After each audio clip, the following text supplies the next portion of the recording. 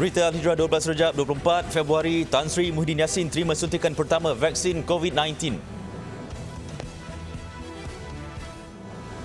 Juga lagi kereta terjunam sungai, wanita warga Mas maut.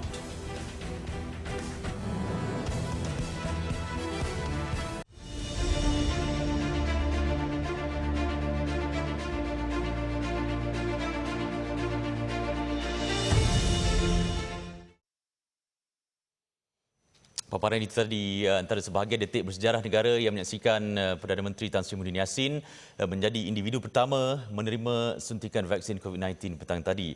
Serentak dengan pelancaran program imunisasi kebangsaan COVID-19 yang secara rasminya bermula hari ini, suntikan pertama itu turut disiarkan secara langsung di pelbagai platform bagi memberikan keyakinan serta gambaran menyeluruh kepada rakyat. Bertempat di Pejabat Kesihatan Daerah Presiden 11, Putrajaya, Tan Sri Muhyiddin tiba sekitar jam 2.25 petang dan membuat imbasan kod My Sejahtera yang menjadi salah satu kaedah pendaftaran penerimaan vaksin COVID-19. Kehadiran beliau disambut Menteri Penyelaras Program Imunisasi COVID-19 Kebangsaan yang juga Menteri Sains, Teknologi dan Inovasi Khairi Jamaluddin Abu Bakar serta Menteri Kesihatan Datuk Seri Dr. Adham Baba. Tan Sri Muhyiddin kemudian diminta menandatangani borang persetujuan sebagai dokumen pengisytiharan diri dan kebenaran untuk divaksin. Tugas berat itu disempurnakan Ketua Jururawat Pejabat Kesihatan berkenaan, Lina Ibrahim. Load that volume syringe ataupun picagari LDV dicocok masuk. Suntikan vaksin itu kemudian diberikan kepada pemandu Pejabat Kesihatan Putrajaya, Clement Marai Francis, 36 tahun, diikuti Ketua Pengarah Kesihatan, Tan Sri Dr. Nur Hisham Abdullah. Hari pertama pelaksanaan program imunisasi COVID-19 kebangsaan itu juga memberi pengalaman berharga buat 3 petugas kesihatan lain yang tersenarai sebagai penerima terawal vaksin COVID-19 Pfizer-BioNTech. Tan Sri Muhyiddin menjadi antara pemimpin di Asia Tenggara yang menerima suntikan pertama vaksin COVID-19 selepas Presiden Indonesia Joko Widodo dan Perdana Menteri Singapura Lee Hsien Loong. Sementara itu, Tan Sri Dr. Nur Hisham menerusi hantaran Facebooknya berharap pelancaran program imunisasi kebangsaan COVID-19 hari ini satu sinar harapan dan langkah permulaan bagi menamatkan penularan COVID-19. Beliau turut menjelaskan bahawa pelaksanaan program terbabit adalah ikhtiar bersama agar kita semua dilindungi. Hantaran Facebook itu sebagai menyambut baik ketetapan Jawatankuasa Muzakarah Majlis Kebangsaan bagi hal ehwal agama Islam berhubung hukum penggunaan vaksin COVID-19 yang ditetapkan sebagai harus dan wajib diambil bagi golongan yang ditentukan kerajaan. Tan Sri Dr. Nur Hisham menjadi individu ketiga menerima suntikan vaksin COVID-19 ketika Majlis Pelancaran Program Imunisasi Kebangsaan COVID-19 petang tadi. Menteri di Jabatan Perdana Menteri Datuk Dr. Zulkifli Muhammad Al-Bakri sekali lagi menyatakan pendiriannya berhubung hukum penggunaan vaksin COVID-19. Malah keputusan untuk mengharuskan pengambilan vaksin tersebut telah dibincangkan bersama Badan Fatwa seluruh dunia. Syekhul Azhar melalui kajian ilmiah Azhar, Jawatankuasa fatwanya, di mana telah memutuskan keharusan mengambil vaksin COVID-19.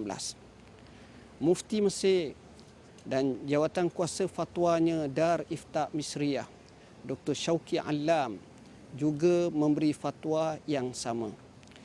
Seorang ulama Islam terkemuka dunia masa kini, Allamah Syekh Abdullah bin Bayyah, yang menjadi pengurusi fatwa UAE juga, telah mengirimkan surat dan kami telah berbincang bahawa hukumnya adalah sama, iaitu kewajaran untuk mengambil vaksin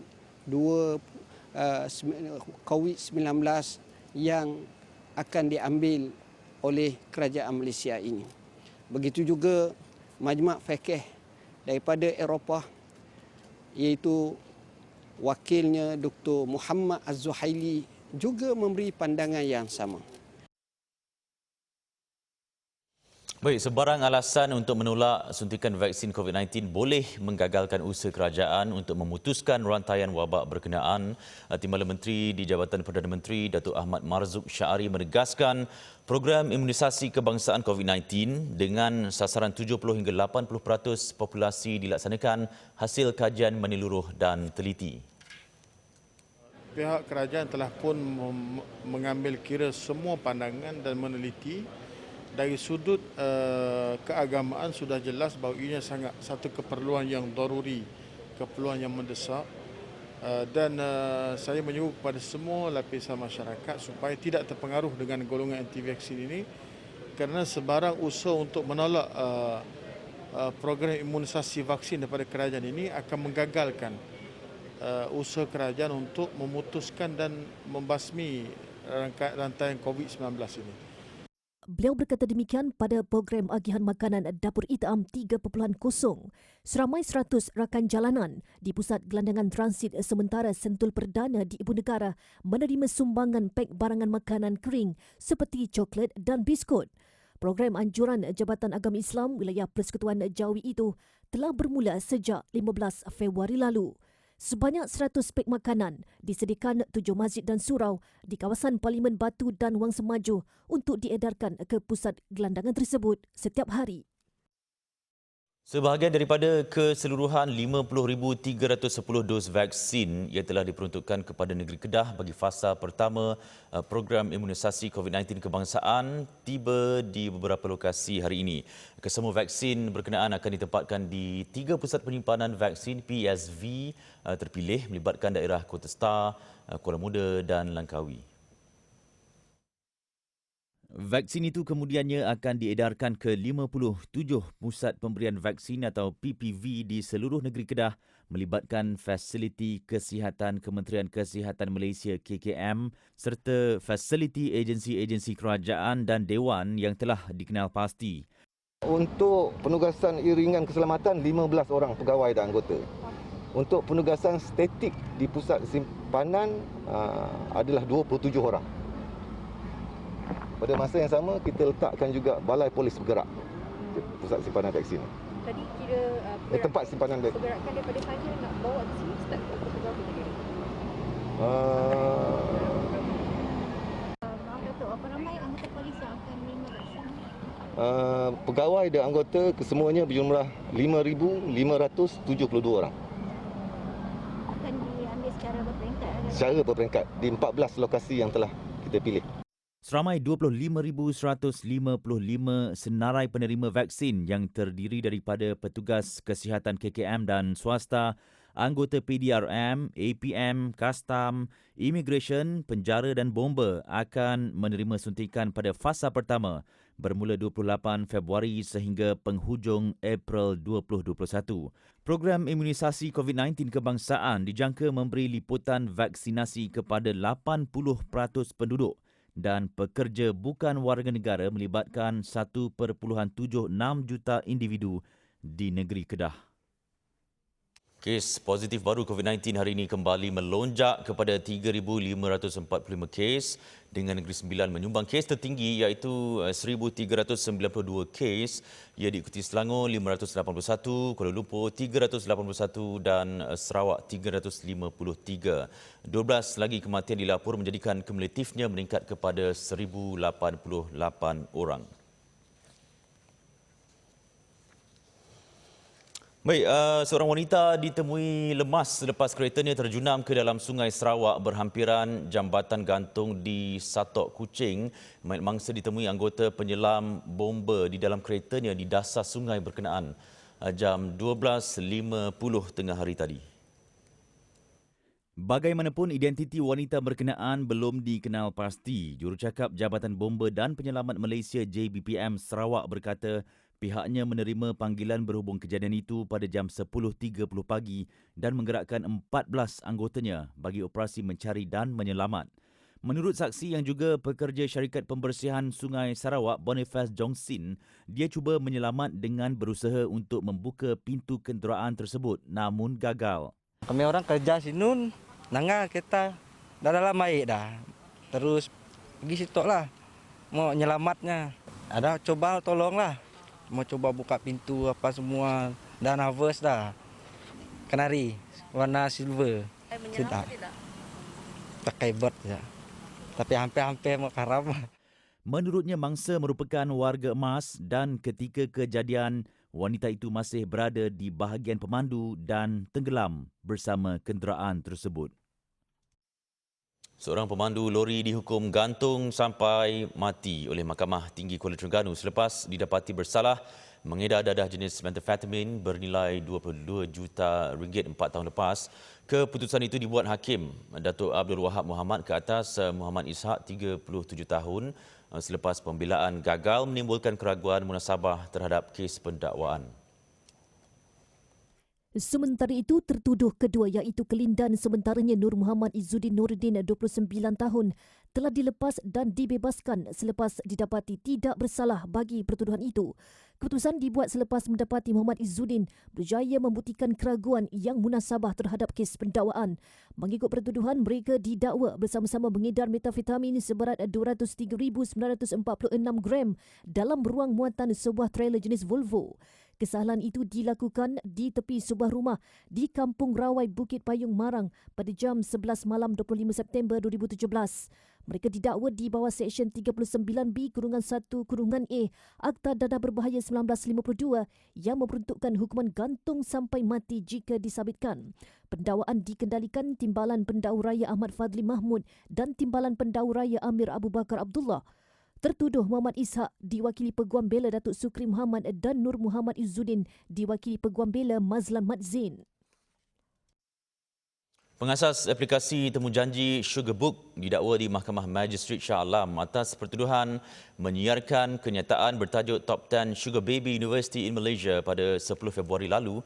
Chan Yubun, 34 tahun, bagaimanapun mengaku tidak bersalah selepas pertuduhan dibacakan jurubahasa di hadapan Magistrate Sabrina Bakar Elais Bahari.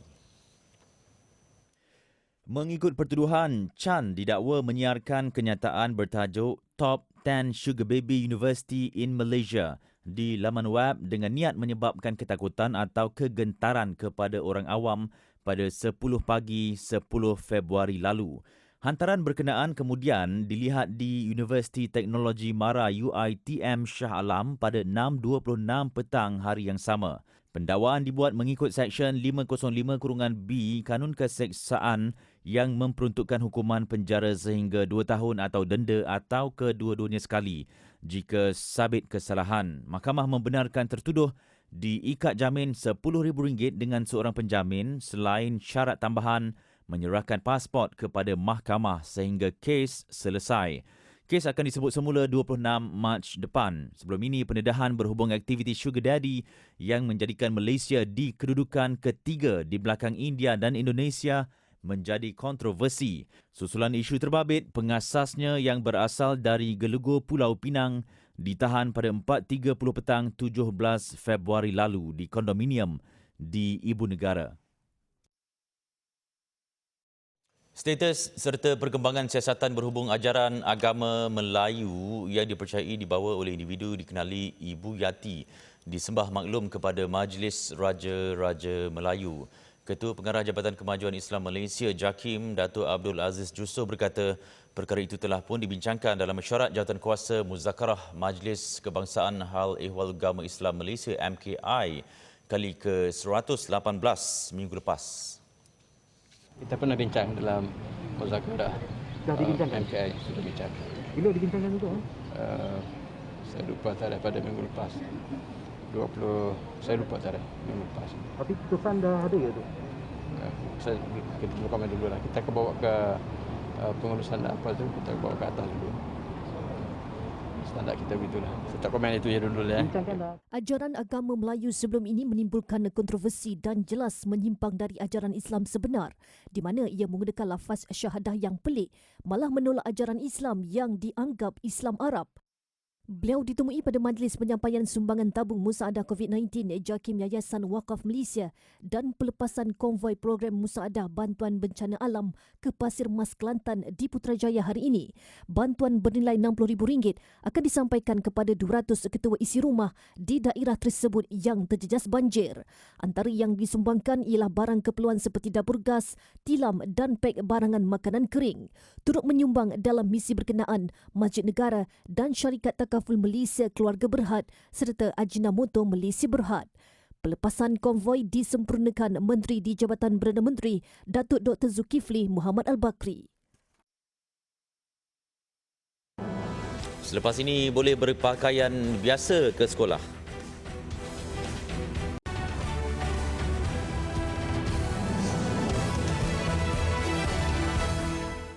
Masih bersama Berita Al-Hijrah, Mahkamah Utama Syariah MUS Perak hari ini mencipta sejarah baru dengan membuat keputusan penghakiman pertama kes rayuan tuntutan harta sepencarian. Hakim Mahkamah berkenaan Datuk Dr. Muhammad Naim Mokhtar berkata ia satu kejayaan besar dalam sistem perundangan syariah negara sejak Mahkamah Utama Syariah Perak ditubuhkan pada 5 Disember 2018. Dalam kes yang agak bersejarah kita pada pagi ini, bukan saja di negeri Perak tapi saya rasa di negara kita lah, sebab yang ini merupakan kes yang pertama dalam sejarah kehakiman syariah Malaysia yang didengar di peringkat mahkamah tingkatan yang keempat. Sebab kita di mahkamah-mahkamah syariah di seluruh negara kita ada setakat 3 tingkat saja mahkamah rayuan syariah. Hari ini, beliau bersama panel Hakim Tan Sri Zulkifli Ahmad Makinuddin telah mencapai keputusan penuh merit rayuan kes harta sepencarian yang mula difailkan pada 2 Mac 2009 di Mahkamah Tinggi Syariah Taiping dan berlanjutan lebih 10 tahun. Menerusi Mahkamah Utama Syariah, kes tersebut berjaya diselesaikan dalam tempoh 7 bulan selepas persidangan pertamanya bermula pada 16 Julai 2020. Jelas Datuk Dr. Muhammad Naim, keputusan penuh merit rayuan itu dibuat dalam satu korum hakim bagi mengelakkan banyak kes-kes lewat dan menzalimi pihak perayu. Sebelum ini, kes-kes seperti tuntutan harta sepencarian dan hadonah atau hak jagaan anak bermula pada peringkat Mahkamah Tinggi Syariah dan hanya ada sekali hak merayu di Mahkamah Rayuan Syariah. Namun dengan penubuhan Mahkamah Utama Syariah, pihak yang bertikai memperoleh 2 kali peluang merayu dalam memastikan proses keadilan dapat dilaksanakan dengan baik. Setakat ini, Perak adalah satu-satunya negeri memiliki 4 lapisan mahkamah dalam sistem kehakiman syariah apabila Sultan Perak Sultan Nazrin Muizzuddin Shah memberi perkenan untuk mewujudkan satu lagi lapisan mahkamah rayuan. Yang di-Pertuan Agong Al-Sultan Abdullah Riayatuddin Al-Mustafa Billah Shah bertitah bahawa Parlimen boleh bersidang semasa tempoh darurat berkuat kuasa pada suatu tarikh yang difikirkan sesuai oleh Seri Paduka atas nasihat Perdana Menteri. Datuk Pengelola Bijaya Diraja Istana Negara Datuk Ahmad Fadil Syamsuddin berkata dalam satu kenyataan oleh Istana Negara berkata perkara berkenaan termaktub dalam Sab Perenggan 14/1/B Ordinan Darurat Kuasa-Kuasa Perlu 2021. Menurut kenyataan itu, Seri Paduka Baginda berkenan menerima menghadap Speaker Dewan Negara Tan Sri Datuk Seri Utama Dr. Rais Yatim dan Speaker Dewan Rakyat Datuk Azhar Azizan Harun di Istana Negara hari ini. Dalam sesi menghadap itu, Seri Paduka Baginda telah menegaskan bahawa Malaysia sebagai sebuah negara yang mengamalkan sistem demokrasi yang berteraskan prinsip keluhuran perlembagaan setiap cabang pentadbiran negara sama ada pihak eksekutif, kehakiman mahupun parlimen haruslah sentiasa akur kepada prinsip itu. Sehubungan itu, Seri Paduka Baginda menzahirkan pandangan bahawa Parlimen boleh bersidang semasa tempoh darurat berkuat kuasa pada suatu tarikh yang difikirkan sesuai oleh Seri Paduka Baginda atas nasihat Perdana Menteri. Datuk Ahmad Fadil berkata, tangkapan setengah pihak bahawa pelaksanaan proklamasi darurat menghalang Parlimen untuk bersidang adalah tidak tepat. Beliau berkata perkenan Seri Paduka atas nasihat Perdana Menteri mengenai pengisytiharan proklamasi darurat pada 12 Januari lalu adalah semata-mata sebagai langkah proaktif untuk membendung penularan COVID-19 yang meragut lebih 1,000 nyawa setakat ini. Murid yang belum mempunyai pakaian seragam sekolah diberi kebenaran memakai pakaian yang kemas dan sopan pada pembukaan sekolah secara berperingkat yang bermula 1 Mac ini. Keputusan itu dibuat Kementerian Pendidikan dengan mengambil kira situasi semasa. Menurut kenyataan kementerian itu, kebenaran diberikan bermula 1 Mac sehingga 26 Mac iaitu sehingga cuti pertengahan penggal persekolahan tahun 2021. Sebelum ini, KPM menerima pelbagai pertanyaan daripada ibu bapa tentang peraturan pemakaian seragam sekolah. KPM dalam pada itu berharap kebenaran ini membolehkan semua murid kembali ke sekolah bagi mengikuti pembelajaran secara bersemuka. Presiden Universiti Islam Antarabangsa Malaysia UIAM, Datuk Dr. Muhammad Daud Bakar dilantik sebagai pengerusi Majlis Agama Islam Wilayah Persekutuan Mawib Baru berkuat kuasa 10 Februari lepas. Menteri di Jabatan Perdana Menteri, Datuk Dr. Zulkifli Muhammad Al-Bakri memaklumkan Yang di-Pertuan Agong Al-Sultan Abdullah Riayatuddin Al-Mustafa Billah Shah telah memperkenan pelantikan pengerusi baru itu bersama 21 ahli Mawib yang baru. Penyerahan watikah pelantikan kepada mereka yang terlibat berlangsung di Kompleks Islam Putrajaya semalam. Datuk Dr. Muhammad Daud yang juga pengerusi Majlis Penasihat Syariah Bank Negara Malaysia adalah seorang tokoh dan pakar kewangan Islam selain aktif menjadi penasihat syariah institusi kewangan di peringkat antarabangsa seperti di Oman, Dubai, Emiriah Arab Bersatu, UAE, Perancis dan London, United Kingdom. Ketua Pengarah Jabatan Kemajuan Islam Malaysia JAKIM Datuk Abdul Aziz Jusof pula dilantik sebagai timbalan pengerusi Mawib yang baru. Selain itu, 5 ahli ex-officio turut dilantik iaitu Timbalan Ketua Setiausaha Kanan Jabatan Perdana Menteri Datuk Muhammad Salihuddin Hassan yang mewakili Ketua Setiausaha Negara, Peguam Negara Tan Sri Idrus Harun, Ketua Polis Kuala Lumpur Datuk Saiful Azli Kamaruddin mewakili Ketua Polis Negara, Mufti Wilayah Persekutuan Datuk Dr. Luqman Abdullah dan Datuk Bandar Kuala Lumpur Datuk Sri Mahadi Cik Ngah. Beberapa pakar turut dilantik sebagai ahli Mawib iaitu Dr. Yusri Muhammad, Dr. Muhammad Farid Ravi Abdullah, Zainal Abidin Sheikh Zakaria dan Profesor Dr. Muhammad Roslan Muhammad Noor. Pengarah Jabatan Agama Islam Wilayah Persekutuan Jawi, Datuk Muhammad Ajib Ismail pula dilantik sebagai Setiausaha Mawib. Dan berikut saksikan paparan harga emas semasa yang dibawakan khas oleh Makmur Gold.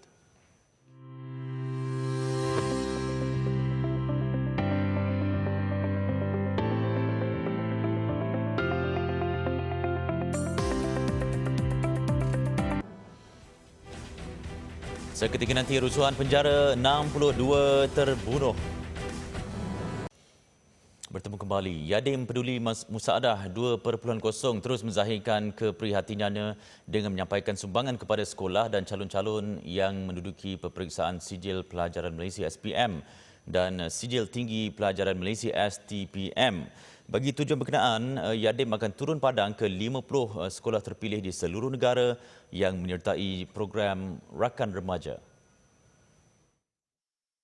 Kita akan turun ke 50 buah sekolah di seluruh negara yang kita sasarkan untuk menyantuni pelajar-pelajar dengan memberi sumbangan dalam bentuk keperluan penapis air, face shield dan juga bantuan dalam bentuk food bank. Yadim sendiri yang kita akan bermula hari ini dan akan berlangsung seterusnya pada masa-masa yang akan datang. Beliau berkata demikian pada majlis penyampaian bantuan musaadah khas calon peperiksaan Rakan Remaja Yadim yang diadakan di Sekolah Menengah Kebangsaan Agama Putrajaya Presin 11 Putrajaya siang tadi. Yadim turut menyampaikan sumbangan 500 topeng muka iaitu face shield, buah kurma dan pek makanan kepada pelajar dari 3 buah sekolah agama terlibat serta sebuah penapis air di setiap sekolah. 100,000 unit pelitup muka akan diagihkan kepada petugas Barisan Harapan hasil sumbangan syarikat Medwings Medical Tech Group. Timbalan yang di-Pertua Dewan Rakyat Datuk Muhammad Rashid Hasnun berkata agihan itu melibatkan petugas kesihatan, anggota PDRM, ATM dan rela di kawasan-kawasan terpilih. Besok saja kita akan pergi ke Genting Highland. Sana ada balai polis sana. Jadi di mana kita pergi, we are going to give it over to them, to the frontliners. Jadi bila sebut hospital ni, mana di sana ada klinik kesihatan di KK, klinik kesihatan yang bukan di bawah di bawah hospital sendirilah. Tidak dilupakan agihan kepada sekolah-sekolah untuk digunakan calon-calon yang sedang menduduki peperiksaan SPM ketika ini. Medwings Medical Tech Group merupakan syarikat antarabangsa yang pakar dalam pembuatan kit pelindungan muka dan respiratori. Ketua Pegawai Operasinya Muhammad Faizal Muhammad Nur berkata pihaknya merancang untuk membina kilang di Malaysia dan permohonannya sedang diproses. Dan because of our performance, kita banyak membuka rangkaian di India, South Africa, UK and also kami di Costa Rica. Okay, that's why kita akan membawa pelabuh asing untuk membuka kilang di Malaysia dan kami bercadang akan buka di Lembah Kelang. Tempat akan ditentukan kemudian. Okey. Berdasarkan itu disebab kami diberi lampu hijau dan akan produce di sini. Katanya dengan adanya kilang berkenaan, ia akan membuka peluang pekerjaan kepada rakyat di negara ini. Laporan luar negara, sekurang-kurangnya 62 terbunuh dalam kejadian rusuhan yang berlaku serentak di 3 penjara di Ecuador. Kerajaan Ecuador mengesyaki ketiga-tiga rusuhan itu didalangi organisasi jenayah. Kejadian rusuhan menyebabkan puluhan ahli keluarga dan kenalan banduan berkumpul di luar penjara kerana bimbang akan keselamatan tahanan. Ada ahli keluarga yang turut mengeluarkan air mata kerana bimbang keselamatan insan yang tersayang. Presiden Ecuador Lenin Moreno turut mengisytiharkan darurat sementara di penjara negara itu susulan kekerapan pergaduhan antara kumpulan penjenayah. Tambahan 800 anggota polis telah dikerahkan untuk membantu mengawal dan memulihkan ketenteraman di pusat tahanan. Rusuhan dilaporkan berlaku di penjara di Goiás, Azuay dan Cotopaxi. Insiden turut mengakibatkan beberapa pegawai penjara yang terlibat cedera. Ecuador memiliki 53 pusat tahanan dengan jumlah banduan sekitar 37,500 orang.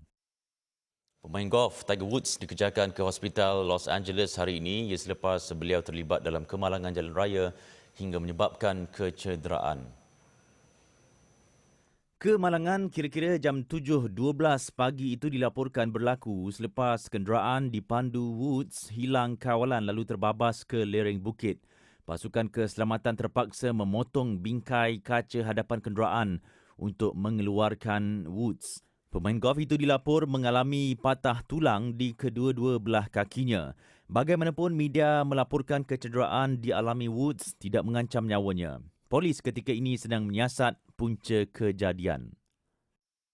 Baik, jangan ketinggalan menyaksikan secara langsung analisis 9 malam ini bersama hos Finas Yunus dan panel jemputan bagi menjawab dakwaan palsu vaksin COVID-19.